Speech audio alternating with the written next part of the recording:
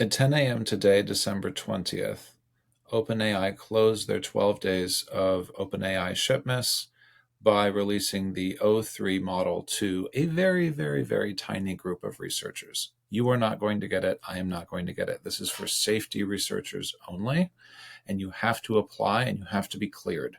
The reason for that is that they are going to be releasing this to the public in the next year. They say in January for the mini version, and then after that for the full version of O3. But they need to complete red teaming. They need to complete safety work first. And that safety work has only become more important as the model has become more capable. In fact, OpenAI said they had to pioneer a new kind of alignment testing and safety work just for the O3 model because it's so capable. And that brings me to sort of the big headline here.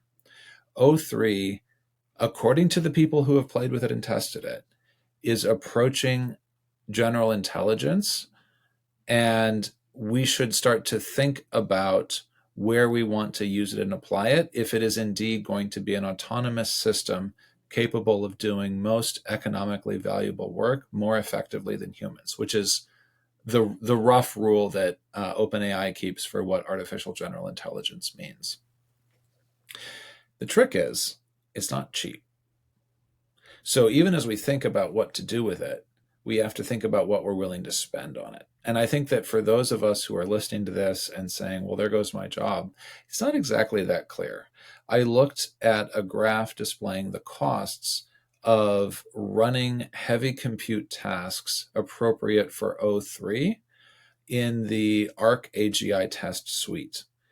And I'll link the Arc AGI test report for O3 here. It is over $1,000 per task. And I want to ask you, are you ready to pay $1,000 for an answer from ChatGPT? Not very many of us are. Are you ready to pay $100 for an answer from O3 Mini? That's the cost that O3 Mini was running. Not very many of us are. And so the reason I call that out is because we are going to live in a world in 2025 where intelligence is not a bottleneck anymore.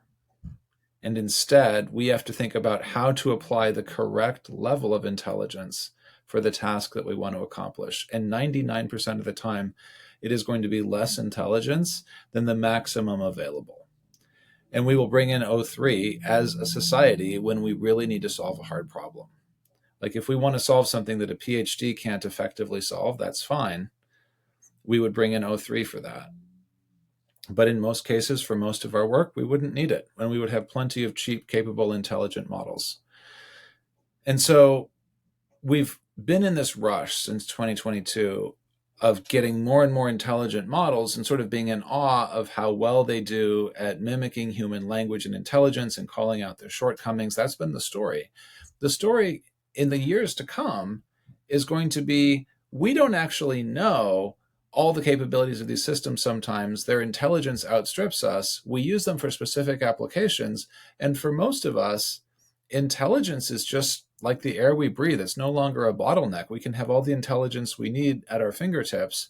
It's just about getting the right intelligence into place. That is a massive change. And it's going to take a long time for us to figure out what it means. And 2025 is the year we're going to start to do that. So O3 is here. And we're all going to find out what that means when it starts to come out next year. Cheers.